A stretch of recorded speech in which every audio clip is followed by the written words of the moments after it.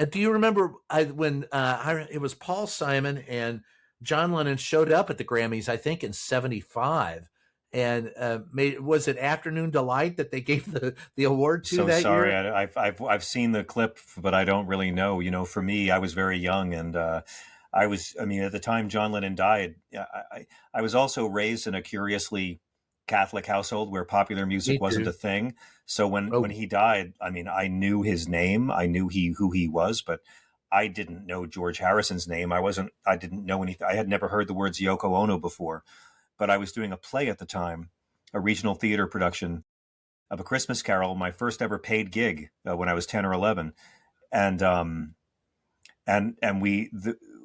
cast observed the vigil. When John died, Yoko asked for a 10-minute vigil of silence around the yeah, world, and millions of people did it.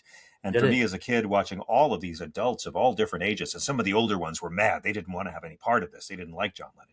And I noticed that too. But seeing how all the adults I so Yeah. respected were so moved, that was when John Lennon first really entered my heart. And then when Nobody Told Me was released as a single, and that was a song he wrote for Ooh, Ringo. Ringo should have released his own yeah. version of that, by the way. But when that came out, that song was saturated on the very early days of MTV. And so that was the first John Lennon song that I really heard 1,000 times. I think I knew that song before I ever knew Imagine, because I never knew Imagine. And I didn't listen to the radio, in my house. So I never heard Imagine really until I was 14 and saw the Killing Fields. That was the first time I went and bought the Wow. 45. I bought the 45 of Imagine in like the mid 80s because I had discovered it as a kid when I saw the Killing Fields. And so I was late to all this, and yet it was a real North Star for me. And that, along That's with cool as hell.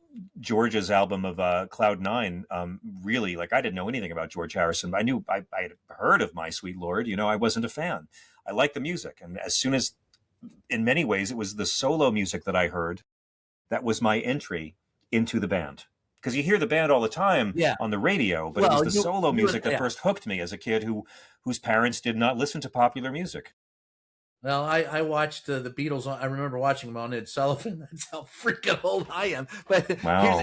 I remember the first big argument I ever got into with my father, my very Catholic father. Not as Catholic as, but I mean, we were strict Catholics. We would go to on retreat with the Jesuits every year and stuff like that. But I Right. went to get my hair cut, and I go to get my hair cut, and I wanted it longer. And I said, Dad, I want my hair longer, like the Beatles. And he looked Yeah. at, instead of the Burr haircut, which was de rigueur for us in the early '60s. So he looks at Same me and here. goes, "No, you're not going to get a haircut like that." I go, "But the Beatles have that haircut," and he goes, "It's in their contract," and that shut me up for about a week. Then the next time I had to go get my hair cut, I remember going to my dad and going, "Hey, Pop," and he goes, "Yeah," and I go, "I want my hair cut like the Beatles." I told you that's in their contract. And I looked at him and said, "Hey, Pop," and he goes, "What?" I go, "How do I get a contract?" So, That is so funny. That's a great one. yeah, after that, he let me have the haircut.